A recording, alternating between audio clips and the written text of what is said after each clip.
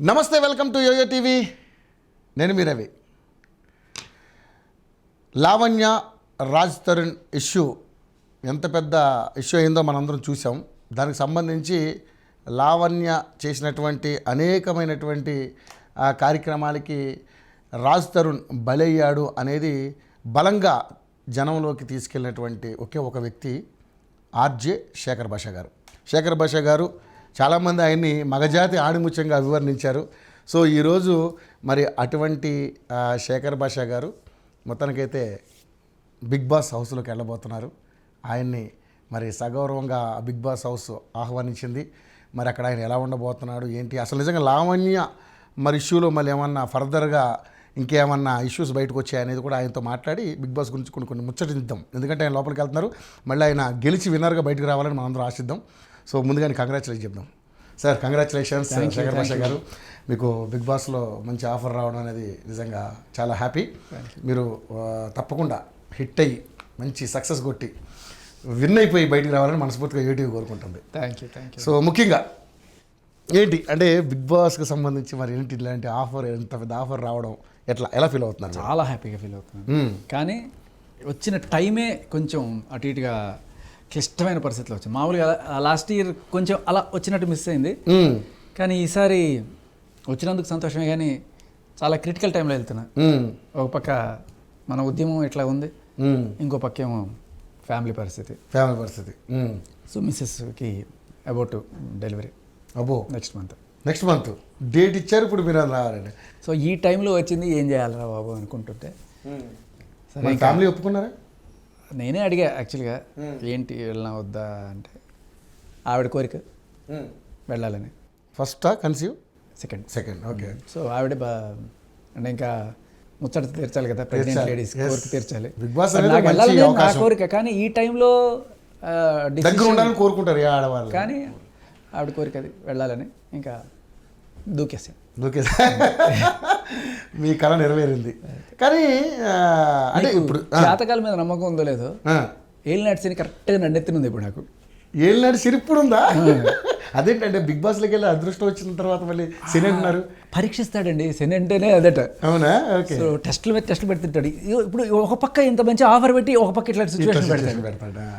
అది కదా అటో ఇటో తేల్చుకునే పరిస్థితి, అరకత్తెరలో పొగచక్క. ఓకే.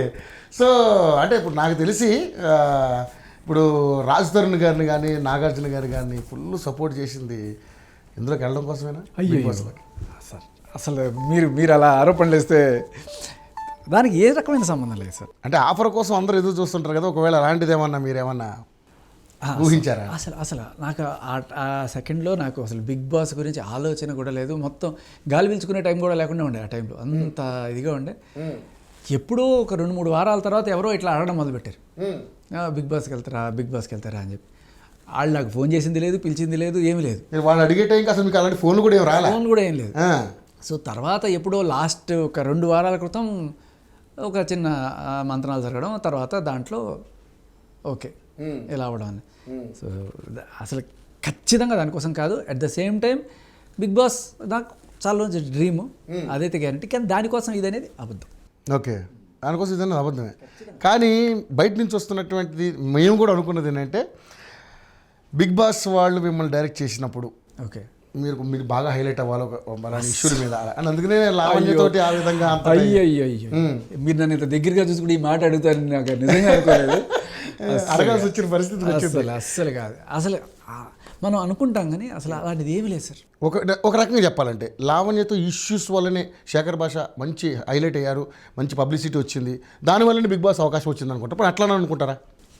అందరికీ అదే చెప్తున్నాను నేను. అది ఏంటంటే మీరు గమనిస్తే 18 మందిలో నేను ఒక్కడిని కాకపోతే మిగతా 17 మంది ఏ రచ్చ చేశారండి, ఎక్కడ పోరాడారండి? ఏం లేదు కదా. సో దీనికోసం ఏం చేయక్కర్లా, పిలుస్తారు. ఇప్పుడు గతంలో కొంతమంది ఆర్జేస్ కూడా వెళ్ళున్నారు, మీరు గమనిస్తే సూర్య కావచ్చు, ఆర్జే రవి కావచ్చు, వీళ్ళందరూ కూడా వెళ్ళారు. సో వాళ్ళు ఏం రచ్చ చేశారని పిలిచారండి? ఏమీ లేదు కదా. సో ఆర్జే కేటగిరీలో ప్రతి సంవత్సరం ఎవరినో ఒకరిని పిలుస్తుంటారు. సో నా నంబర్ ఇప్పుడు వచ్చింది. అదే అంటే దాదాపు 7 సీజన్స్ అవును మీరు ట్రై చేసి ఉంటారు ఎప్పుడైనా నేను అదే వెళ్ళాలని. అనుకుంటుంటా కానీ ప్రతిసారి. ఇప్పుడు అవకాశం రావడం, ఇప్పుడు హైలైట్ అవ్వడం, ఇది అనుమానాలకి కాదు ఏమయ్యా ఇన్నాళ్ళు నేను మీకు కనబడలేదా అని అనుకుంటూ ఉంటాను నేను. మొత్తానికి కనబడ్డాను, మొత్తం కనబడడానికి కొంచెం ఇది ఉపయోగపడిందేమో, అంతకు మించి మనం దానికోసం అయితే ఇది చేసింది కాదు. ఓకే. సో మొత్తానికైతే దానికి దీనికి ఏం సంబంధం లేదంటారు. కంప్లీట్లీ నాకు ఇంకా ఇది ఒక కొలిక్కి వచ్చి అంటే ఈ కేసని కాదు, మన పోరాటం ఏదైతే ఉందో దాన్ని గట్టిగా చేద్దాం, ఢిల్లీ దాకా వెళ్ళిపోదాం, ఢిల్లీ దాకా వెళ్ళిపోదాం అనుకున్నారా? వెళ్ళి అసలు ఒక ఉద్యమంలాగా చేసి రిప్రజెంటేషన్స్ ఇచ్చి మార్చాలి, మగాడికి జరుగుతున్న ఈ అన్యాయం, కుక్క బతుకు నుంచి విముక్తి పొందాలి. ఎందుకంటే మనం ఎందుకున్న గవర్నమెంట్ మనల్ని ఇలా సెకండరీ సిటిజన్స్గా చూస్తుంటే మగాళ్ళని, అది కంప్లీట్లీ రాంగ్ అండి. ఒక మగాడు చితికిపోతే వాడితో పాటు వాడి ఫ్యామిలీ మొత్తం చితికిపోతుంది. సో ఈ విషయాన్ని బలంగా తీసుకెళ్ళి ఎంతసేపు ఏదో ఇప్పుడు కలకత్తాలో జరిగింది చాలా దారుణం, దాన్ని మనం ఖచ్చితంగా క్షమించకూడదు. అట్లాంటి వాళ్ళని ప్రతి ఒక్కరు కూడా ముక్తఖండంతో కందిల్చాల్సిందే, అటువంటి మృగాళ్ళని వేటాల్సిందే. దారుణం అది. కానీ అది నిజంగానే రేపుకి సంబంధించింది. బట్ ఇంకొన్ని చోట్ల 2 ఏళ్ళు 3 ఏళ్ళు కాపురాలు చేసేసి, అంటే లివ్ ఇన్ రిలేషన్స్ అనో లేకపోతే లవ్ అనో ఏదో వాళ్ళు ఉంటారు. ఒక రోజున ఏదో గొడవ అయిందనో లేకపోతే ఏదో అయిందో మనకు తెలియదు, ఎక్స్ట్రాషన్ ఏదో తెలియదు, మొత్తానికి వెళ్ళి వాడి మీద కేసు పెడితే రేప్ అని. దాన్ని ఎలా చూస్తాం మనం? దీన్ని ఒకటే రకంగా ఎలా చూస్తాం మనం? అదే నా పోరాటం. సో ఇటువంటివి ఆగాలి, దీనికి ఒక సిస్టమ్ డెవలప్ చేయాలి. నా డిమాండ్స్ ఏంటంటే చాలా క్లియర్ కట్గా, ఒక అమ్మాయి ఒక అబ్బాయి మీద వచ్చి కేసు పెడితే టక్మన్ ఎఫ్ఐఆర్ అయిపోతుంది. ముందు వెనక చాలా లీటిల్ అన్నమాట. అదే ఒక అబ్బాయి వెళ్ళి మొత్తం ఆధారాలు పెట్టినా కూడా చూస్తామండి, చేస్తామండి, లీగల్ ఒపీనియన్ అనేది పోతూనే ఉంటుంది. అలా ఎన్నాళ్ళైనా సరే. సో నేను అనేది ఏంటంటే, ఒక అమ్మాయి వచ్చి కేసు సరే చూడు పోనీ అక్కడ కూడా నువ్వు ప్రిఫరెన్స్ ఇచ్చినా కూడా ఏంటి, మన రాజ్యాంగం ఏం చెప్తుంది? ఈక్వాలిటీ, మగ ఆడ సమానమే, ఎవరైనా సరే, క్యాస్ట్, రిలీజియన్, జెండర్ బేస్ మీద నువ్వు అసలు డిస్క్రిప్షన్ చూపించడానికి లేదు అనేది మన ఆర్టికల్ తక్కువ గుర్తురాట్లేదు, నెంబర్ 13 సంథింగ్ సార్. చాలా క్లియర్ కట్గా ఈక్వాలిటీ అనేది ఉంది. బట్ ఎక్కడ ఆ క్వాలిటీగా కనిపించట్లేదు మనకి. నేను అనేది అట్లీస్ట్ ఒక అమ్మాయి వచ్చి ఒక అబ్బాయి మీద కేసు పెట్టడానికి వెళ్తే సాక్ష్యాల ఆధారాలు చూడడంతో పాటు అసలు ఆ అమ్మాయి ఇంతకుముందు ఇలాంటి కేసులు పెట్టిందా, ఈ ఎక్స్ట్రాక్షన్లు చేస్తుందా ఇంతకుముందు, ఇవి ఒక ఆధార్ కార్డ్ బేస్ చేసుకొని ప్రతి ఒక్క పోలీస్ సిస్టంలో టక్టక్ కొట్టంగానే ఓకే ఈ అమ్మాయి ఇదే పని చేస్తుంది అని తెలిస్తే అట్లీస్ట్ ఈ దందా అయితే ఆగుతుంది కదా. ఈ సిస్టమ్ రావడానికే నా ప్రతిపాదన, నా పోరాటం. ఇవి మిగతావన్నీ కూడా ఇప్పుడు బిగ్ బాస్ రావడమో లేకపోతే ఇవన్నీ కూడాను వాళ్ళు దానికి వెళ్తే నాకు మరింత సపోర్టర్ బేస్ కనుక పెరిగితే రేపు నేను చేయబోయే పోరాటానికి అది మరింత ఊతం ఇస్తుంది అనేది నా మెయిన్. ఓకే. సో మళ్ళీ ఫైనల్గా అడుగుతున్నాను, ఈ ఇష్యూకి బిగ్ బాస్ ఇష్యూకి అయితే సంబంధం లేదు. ఓకే. ఈ ఇష్యూ కోసం బిగ్ బాస్ని వాడుకుంటున్నాను కానీ బిగ్ బాస్ కోసం ఈ ఇష్యూని వాడుకోవట్లేదు. ఓకే, ఇది క్లారిటీ లెక్క. ఓకే, ఇప్పుడు స్ట్రైట్గా పాయింట్కి వస్తాను. బిగ్ బాస్ అనేది మీ డ్రీమ్ అన్నారు. సరే, బిగ్ బాస్లోకి వెళ్ళాలని నేను కూడా కోరుకుంటాను, ఎందుకంటే నేను ఫీల్డ్లో ఉన్నాను కాబట్టి నాకు కూడా వెళ్ళాలనిపిస్తుంది. కానీ అది అదృష్టాన్ని బట్టి ఉంటుంది. సరే, ఓకే, రైట్, పక్కన పెడితే మరి బిగ్ బాస్ మీద మీకున్నటువంటి అభిప్రాయం ఏంటి? ఎందుకంటే గతంలో ఈ 7 సీజన్లు లెక్కేసుకుంటే ఫస్ట్, సెకండ్, థర్డ్ వరకు ఒక రకమైనటువంటి మంచి ఒపీనియన్ ఉండే. థర్డ్ నుంచి ఫోర్త్ నుంచి కొంచెం దాని మీద అందరికీ కొంతమందికి అంటే ఫ్రాంక్గా చెప్తున్నాను, ఎందుకంటే మనకు వచ్చిన మెసేజ్లో కొంతమందికి అసహ్యం వేసింది, కొంతమంది ఇరిటేట్ ఫీల్ అయ్యారు, కొంతమంది ఎంటర్టైన్మెంట్ ఏదో ఒకటి చూశారు. బట్ మొత్తానికి అయితే దానికి కొంతమంది క్రేజ్ అయితే తగ్గలేదు. ఏదో ఒక వర్గానికి సంబంధించిన పీపుల్ ఎవరో అది ఎవరైనా చూస్తున్నారు. కానీ మరి ఒకప్పుడు ఇది ఎన్టీఆర్ గారు చేసిన అప్పుడు కానీ, తర్వాత నాని గారు చేసింది కానీ, తర్వాత అంతా కూడా మన నాగార్జున గారు చేస్తున్నారు. సో ఎలా అనిపిస్తుంది అప్పటికి ఇప్పుడు ఉన్నటువంటి బిగ్ బాస్కి మీకు ఏంటి ఒపీనియన్ ఏంటి? ఎలా ఉంది అంటే కొన్నిసార్లు మనుషుల ప్రవర్తనని మనం ఏకంగా షోకి ఆపాదించడం కరెక్ట్ కాదు. ఓకే. సో మేబీ ఆ టైంలో ఆ ప్లేయర్స్ చేసిన దాన్ని వల్ల మనం అలా చూస్తున్నాం తప్ప ఎప్పుడు కూడా ఒక కంపెనీకైనా, ఒక దేశానికైనా, ఒక రాష్ట్రానికైనా పేరు ఎప్పుడు వస్తుందంటే ఆ మనుషుల వల్ల, ఆ ప్లేసెస్ వల్ల, లేకపోతే ఇంకోటి కాదు. సో అలాగే బిగ్ బాస్కి కూడా ఒక మంచి పేరు ఇవన్నీ వస్తుందంటే ఒక మంచి కంటెస్టెంట్లు ఉండడం వల్లే వస్తుంది అనేది నా అభిప్రాయం. ఓకే. ఎందుకంటే గతంలో చూసాం మనం, ఉంటారు అన్ని రకాల వాళ్ళు ఉంటారు. బట్ వాళ్ళ అంటే మనుషుల వల్ల షోకి అప్పుడప్పుడు అలా ఆపాదించుకుంటారు తప్ప మనం అంటే కొంతమంది ఇప్పుడు సపోజ్ దావుద్ ఇబ్రహీము లేకపోతే ఒక కసబ్బో ఇలాంటి వాళ్ళు ఉన్నారు కాబట్టి పాకిస్తాన్ ఒక టెర్రరిస్ట్ నేషన్ అని చెప్పి ముద్ర వేసేస్తారు బేసికలీ అలాగే జరుగుతుంది కదా. సో బేసికలీ అంటే అక్కడున్న మనుషుల్ని బట్టి ఇవాళ మనం ఆ నేషన్ అలా చూస్తాం. అలాగే ఇండియాలో లవర్ ఆల్సో ఫైటర్ ఆల్సో ఇద్దరు ఉంటారు. సో అంటే మనుషుల్ని బట్టి మనం ఒక ముద్ర అనేది వేసేయకూడదు అనేది పాయింట్. బట్ ఇండియా అనేది ఏంటి, దానికి ఒక స్వరూపం ఉంది, ఒక సోల్ ఉంది, డైవర్సిటీ, యూనిటీ ఇన్ డైవర్సిటీ, అన్ని రకాల వాళ్ళు ఉంటారు అన్ని. సో అలాగే బిగ్ బాస్ కూడా అన్ని రకాల మనుషులు ఉంటారు. సో మనం ఆ కోణంలోనే చూడాలి తప్ప ఒక స్వేచ్ఛ అందరికీ ఇవ్వడం జరుగుతుంది. దాన్ని కొంతమంది మిస్యూజ్ చేస్తారు, కొంతమంది కరెక్ట్గా యూజ్ చేసుకుంటారు. సో కరెక్ట్గా యూజ్ చేసిన వాళ్ళు విన్నర్స్ అవుతారు, హార్ట్ విన్నర్స్ అవుతారు, బిగ్ బాస్ విన్నర్స్ అవుతారు. ఓకే, ముఖ్యంగా చూసుకుంటే ఈ బిగ్ బాస్లో వెళ్ళే ఎవరైతే అమ్మాయిలు ఉన్నారో వాళ్ళని ముందుగానే కమిట్మెంట్లు అడగడం, అయ్యో సార్ మీరు రకరకాలు వస్తున్నాయి సార్. అస్సలు అంటే నేను ఇప్పటిదాకా చూసిన బిగ్ బాస్ వాళ్ళ ట్రీట్మెంట్ అవన్నీ కూడా ఇవన్నీ కథలు సార్. ఇప్పుడు మీరు ఏదైతే అన్నారో కథలేనంటారా? కథలైతే ఖచ్చితంగా 100కి 200-300% కథలు నేను గ్యారంటీగా చెప్పగలను. ఎందుకంటే ఇప్పుడు మీరే అన్నారు అదేంటది, మీరు ఏంటి బిగ్ బాస్ వాళ్ళు మీకు డైరెక్ట్ చేసి ఇలా గట్టిగా ఫైట్ చేస్తే వస్తుంది అని చెప్పి నాకు నిజంగా నవ్వు వచ్చింది. అలాగే ఈరోజు ఫోన్ చేసింది లేదు, మాట్లాడింది లేదు, టక్కువ ఒక 10 రోజుల క్రితం వచ్చిన కాల్, దానికి అసలు దీనికి సంబంధమే లేదు. అండ్ వాళ్ళతో మాట్లాడినప్పుడు కూడా ఈ ఇష్యూ వాళ్ళకి కొంతే తెలుసు, ఏదో జరుగుతుంది ఏంటది అని చెప్పి వాళ్ళు అప్పుడే నారదీసింది తప్ప నిజంగా వాళ్ళకి అంత ఇది కూడా తెలియదు. సో మనం చాలా ఎక్కువ ఊహం చేసుకుంటుంటాం, నిజానికి అసలు కంప్లీట్లీ ఆపోజిట్ అనమాట. సెలబ్రిటీ షో అనేసరికి కొంత ఊహలు ఎక్కువైపోతుంది. నేను చాలా విన్నాను మీరు అన్నట్టే, కొంతమంది ముందుగానే విన్నర్స్ మాట్లాడేసుకుంటారు, వీళ్ళే విన్నర్స్, అంత స్క్రిప్టెడ్, ఇది వీళ్ళు 4 వారాలు 5 వారాలు, నథింగ్ లైక్ దట్ సార్, ఏమీ లేదు అలా. మరి బయటకు వచ్చి చెప్పిన వాళ్ళందరూ అలాగే చెప్తున్నారు సార్. చాలామంది అంటే లోపల నుంచి బయటకు వచ్చిన వాళ్ళు ఉంటారు కదా, మన ఎలిమినేషన్ అయ్యి వచ్చిన వాళ్ళు, కొంతమంది అలా మాట్లాడిన సందర్భాలు ఉన్నాయా? Maybe I should check. కానీ 2 రకాల మనుషులు ఉంటారు సార్ లైఫ్లో. ఒకళ్ళ ఫెయిల్యూర్కి నా ఫెయిల్యూర్ అయ్యింది అనుకోండి, దానికి నేనే రెస్పాన్సిబిలిటీ తీసుకోవడం, నా సక్సెస్కి నేనే రెస్పాన్సిబిలిటీ తీసుకోవడం. కొంతమంది వాళ్ళ సక్సెస్ని సపోర్టర్స్కి లేకపోతే ఫ్యామిలీ మెంబర్స్కి, వైఫ్కి ఇలా అంకితం చేసేవాళ్ళు ఉంటారు. కానీ నేను సక్సెస్ అయితే నాది, నేను ఫెయిల్ అయితే అది నీది తోసేడే వాళ్ళు ఉంటారు కదా. సో ఎందుకురా నువ్వు ఫెయిల్ అయ్యావు అంటే నా తప్పు కాదు, బిగ్ బాస్ తప్పు, అది కరెక్ట్ కాదు. ఓకే సో సరే, కమిట్మెంట్స్ లేవంటున్నారు, ఓకే మీ ఒపీనియన్ అది. ఇప్పుడు రికమెండేషన్స్ ఏమైనా ఉంటాయా సార్?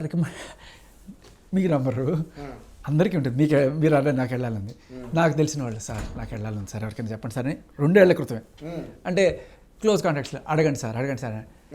మరి పెద్ద కాంటాక్ట్సే, మళ్ళీ వాళ్ళ తలుచుకుంటే కాంది లేదా అనుకునే రేంజ్ కాంటాక్ట్స్. నేను పెద్ద ఛానల్స్లో వర్క్ చేశాను కాబట్టి అలా అడిగా. సరే చెప్తా ఉంటారు, వాళ్ళకి మాట వేయగలరు, అంతకుమించి ఓకే చూద్దాం అంటారు తప్ప వాళ్ళ క్రైటీరియాలో మనం ఫిట్ అయితేనే ఉంటుంది.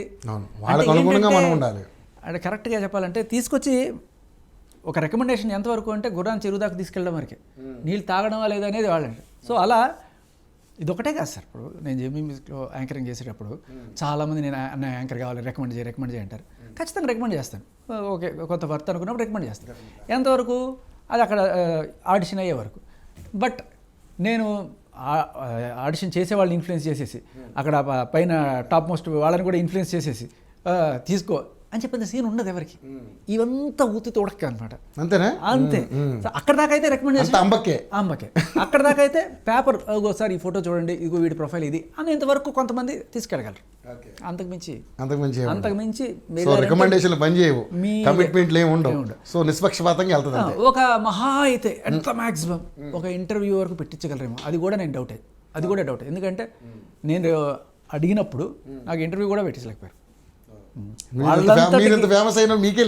వాళ్ళంతటి వాళ్ళు ఏదో ఒకటి పిలుస్తారు.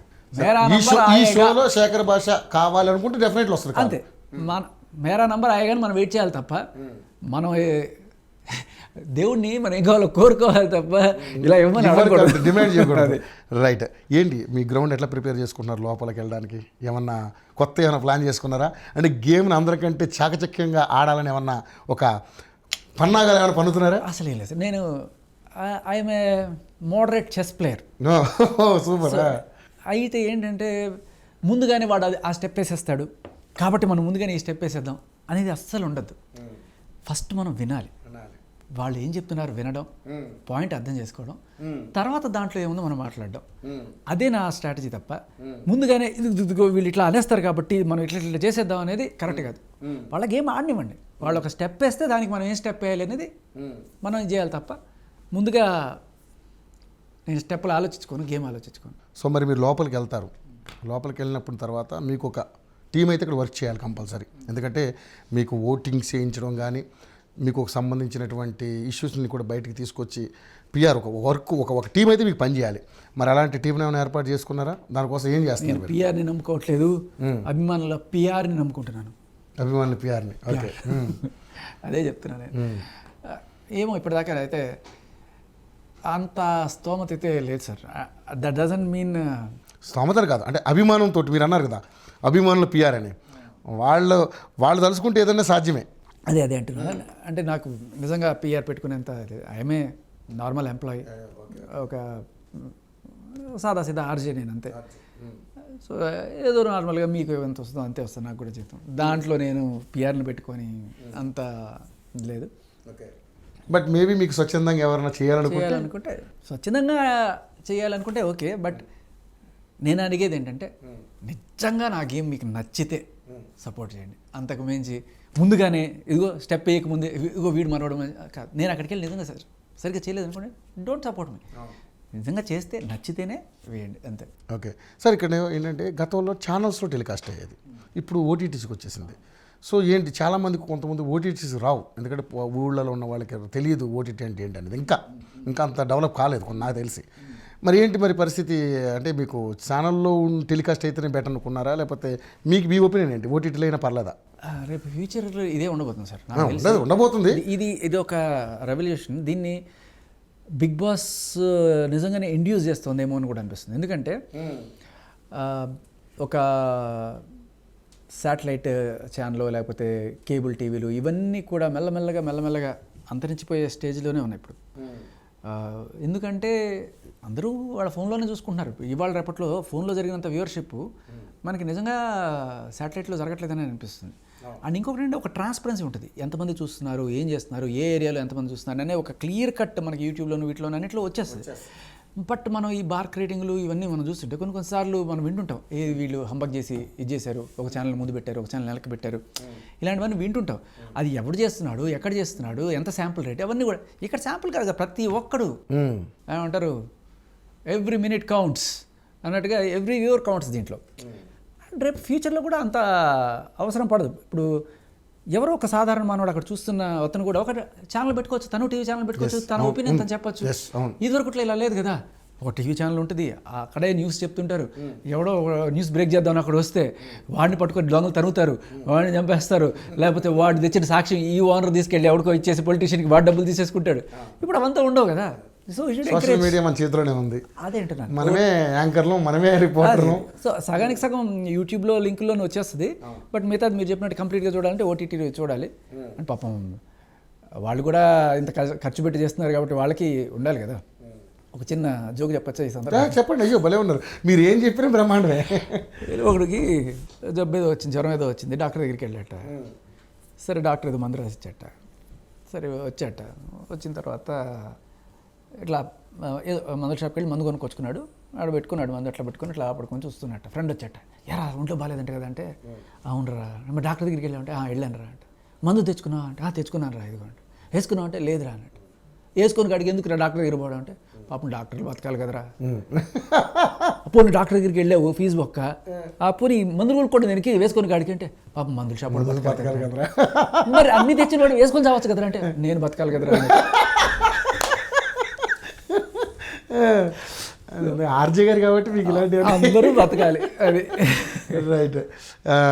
ఇంకా ముఖ్యంగా చూసుకుంటే ఇప్పుడు కౌశల్ ఆర్మీ అని ఆర్మీ అని అందరికి ఆర్మీలు ఉన్నారు. మరి మీకేమైనా ఆర్మీ ఉందా?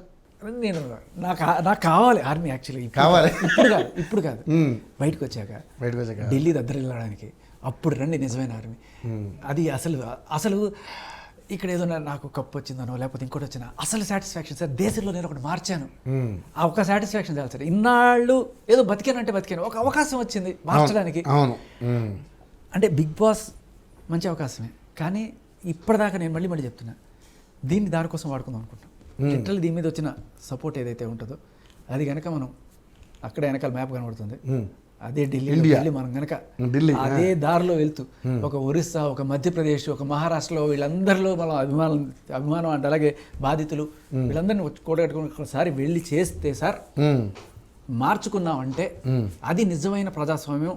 మనుషులు మగాళ్ళు ఏం అడిగారు అనేది వాళ్ళకి తెలిసి చేసిన ఒక ఉద్యమం అవుతుంది, ఖచ్చితంగా నిలుస్తుంది చరిత్రలో. ఓకే, అది. సో ఈ సందర్భంగా నేను అడగొచ్చో లేదో తెలియదు కానీ బట్ మీరు చెప్పరేనా అనుకుంటున్నాను, మరి చెబుతారేమో అని ఒక ఆశతో అడుగుతాను. చెప్పండి. అంత రెమ్యునరేషన్ అంతా సార్ అంత రెమ్యూనరేషన్ మీరు అనుకునే అంత రెమ్యూనరేషన్ ఖచ్చితంగా ఉండదు. ఓకే, పిఆర్ కూడా పెట్టుకోలేనంత స్టేజ్లోనే అయినా ఎందుకు సార్ అవన్నీ బేసికలీ అగ్రిమెంట్ రాసేటప్పుడు ఇట్స్ కాన్ఫిడెన్షియల్. అవునులేండి, చెప్పకూడదు లేకుండా ఏదో మాకు కుతూహలం ఆగదుగా, మా ఇంటెన్షన్తో మేము అడుగుతాం అంతే. సార్ ఒక్క మాట, మీరు హ్యాపీయా సార్? నేను రెమ్యూనరేషన్ ఇవ్వకపోయినా హ్యాపీ, ఒక ₹1,00,000 ఇచ్చినా హ్యాపీ. నాకు పెద్ద that doesn't matter to me. పిలిచారు, ఒక మంచి అవకాశం ఇచ్చారు, ఖచ్చితంగా నేను వాడుకుంటాను అంతే. అంతకు మించి నేను బేరాలాడే టైపే కాదు అసలు. ఇంత కావాలి, ఇది కావాలి, నాకు ఒక రకంగా ఉంటుంది అడగాలంటే. నేను చెప్పాను, నేను నిజంగా ఓట్లు అడగండి అన్న అడగడానికి కూడా నాకు ఒక రకంగా ఇబ్బందిగా ఉంటుంది అంతే. అవునా? అంతే. మీరు నిజంగా మొహమాటస్తులో ఓపెన్గానే ఉంటారా? మొహమాటమే సార్ కొంచెం. బట్ ఇంత ఓపెన్గా ఉన్నారు కదా, ఇంకా మొహమాటం ఏముంది అందులో? మొహమాటం. నేను ఇంకోటి అడుగుతా, మీరు బయట ఉన్నప్పుడు కానీ హౌస్లో ఉన్నప్పుడు కానీ బయట ఎలా ఉన్నారో మొహమాటం అన్న కాకుండా ఓపెన్గా ఉన్నారో లేకపోతే మొహమాటంతో ఉన్నారా అనేది మనకు ఇప్పుడు తెలుస్తుంది. సో హౌస్లో ఎలా ఉండబోతున్నారు? మాస్క్ వేసుకుంటున్నారా, తీసేస్తారా? మాస్క్ ఏం లేదు, మాస్క్ అనేది ఎప్పుడు ఉండదు. మొహమాటం అంటే డైరెక్ట్గా నో చెప్పలేని పరిస్థితి కొన్నిసార్లు. అది మొహమాటమే. అదే. సో అంటే అది కూడా ఒక నటన కాదు, అరే అవతల వాడు బాధపడతాడేమో అని ఒక చిన్న ఇదనమాట. ఇప్పుడు కూడా ఇంటర్వ్యూకి పిలిస్తే డైరెక్ట్గా నో చెప్తే వెళ్తుంటాను తప్ప. సో అలా ఉంటుంది. కొంతమందికి ఉంటుంది నిజంగానే, కొంతమంది డైరెక్ట్గా కుదరదమ్మా అంటారు, కానీ నిజంగానే కొంతమంది వాళ్ళకి నువ్వు చెప్పలేక భయ్యా ప్లీజ్ ఇట్లా మాట్లాడతారు. మీ దగ్గర అది చూశాను, నేను విన్నాను కూడా.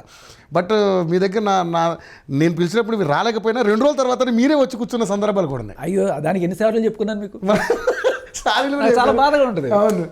ఓకే, సో మొత్తానికైతే బిగ్ బాస్లోకి వెళ్ళే ఈ ఆనందంలో ఏంటి అసలు? మరి అంత ఫ్యామిలీని అంతా సెట్ చేశారు ఇంటికాడ, ఇబ్బంది ఏమి లేకుండా?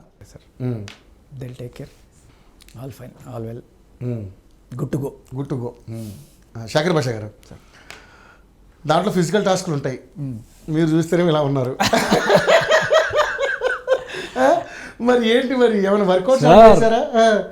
బక్క పలసని బాపు గుండెలో ఆసే తూ హిమాచలం, ఉక్కు నరాల్లో ఉప్పొంగే స్వాతంత్ర రక్త గంగాజలం. ఒక బక్క అయినా సార్ మనకి స్వతంత్రం తెప్పించాడు, బ్రిటిష్ వాళ్ళని గడగడలాడించింది. నూలు పోగుతో మదపుటేనుగులను బంధించాడు రా జాతిపిత. సర్దార్ వల్లభాయ్ పటేల్ కట్టాడా? ఇంత కండలు ఉన్నాయా? గాంధీజీకి ఇంత కండలు ఉన్నాయా? బ్రిటిష్ వాళ్ళని పోయించలా? సో శేఖర్ భాష గారు కూడా డెఫినెట్లీ అంతే పోపిస్తారంతే. చెప్తున్నా అంతే. రైట్. ఇక ఫైనల్గా లావణ్య విషయంలో ఏం తెలిసారు? ఫైనల్గా ఏంటి, ఏదో కొత్త అప్డేట్ ఏదో చెప్పారు ఇందాక? అంటే ఛానల్స్లో వస్తున్నాయి అవే, ఏవో సమ్ సీసీటీవీ ఫుటేజ్ లేవు ఎక్కడో. అవును, ఎవరో ఆమె తరపు లాయరే అదే అనుకుంటున్నారు చాలా మంది. అవును, నాకు కూడా వినిపించాయి. అదే ఎవరో పేరు చెప్పాలో వద్దో తెలియదు కానీ బట్ ఎవరో కొంతమంది గుర్తుపెట్టారు పలానా అని. బట్ బయట నుంచి వస్తున్నాయి, నాకు కూడా ఎవరో రాజేష్ అంట. అవునా? ఓకే. నాకు అనిపించింది, అంటే వాళ్ళు మనకి విన్నాయే. అదే ఎవరో అన్న విను, ఎక్కడో విను. అదే మరి శంకర్ గారు ఉండేవారు కదా, ఆయన పైన అయిపోయింది అక్కడ క్లోజ్. ఎందుకంటే ఆయన ఆల్రెడీ ఒక హింట్ ఇచ్చారు మనకి, మనం క్యాచ్ చేయలేకపోయాము. బట్ ఆయన చాలా ఒక 2-3 వారాలు అయిందేమో, ఒక ప్రెస్ మీట్లో ఆయన చెప్పారు, అమ్మాయి అన్నీ నాకు విషయాలు చెప్పలేదు, చాలా దాచిపెట్టింది, మేము కూడా అడగలేం కదా ఒక లాయర్గా, బట్ ముందే తెలుసుంటే బాగుండేది అన్నట్టుగా ఒక చిన్న, అంటే దాని అర్థం ఏంటంటే lot of facts were hidden right now. దానివల్ల నేను సూప్లో ఇరుక్కోవాల్సి వచ్చింది.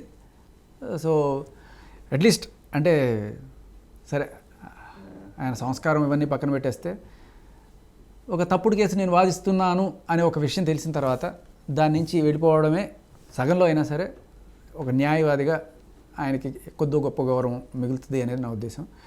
అండ్ ఒక తప్పుడు కేసు అని తెలిసి కూడా ఎంకరేజ్ చేయకూడదు.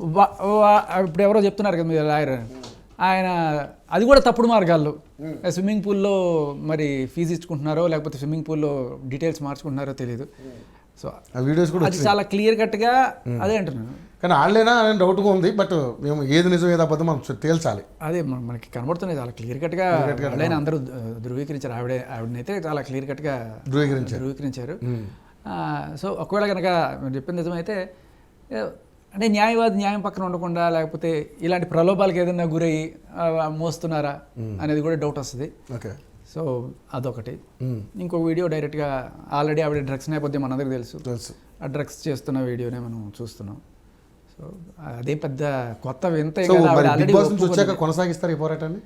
ఆవిడ మీద ఏమో సార్, ఆవిడ మీద కాదు కదా, మనం వెళ్ళాల్సింది ఢిల్లీకి. ఇది ఇంకా దిస్ ఇస్ సార్, ఇంత చేసిన తర్వాత కూడా ఇంకా ఏం ప్రూవ్ చేసుకోవడానికి వస్తారు?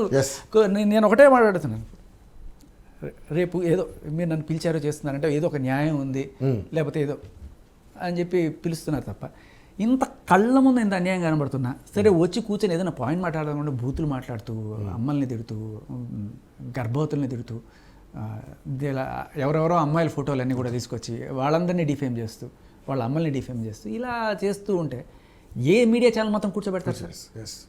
సో అది ఆవిడ సంస్కారమే ఆవిడని ఈ స్టేజ్కి నిలబెట్టింది, ఇంకెవరు ఒక్కర్లేదు. రైట్. ఆల్ ది బెస్ట్ మీకు. మళ్ళీ ఇంకోసారి తప్పకుండా మీరు విన్ అయ్యి బిగ్ బాస్ నుంచి హౌస్ నుంచి బయటికి రావాలని మనస్ఫూర్తిగా కోరుకుంటున్నాను. Thank you. I really enjoyed your interview. Thank you sir. Thank you so much.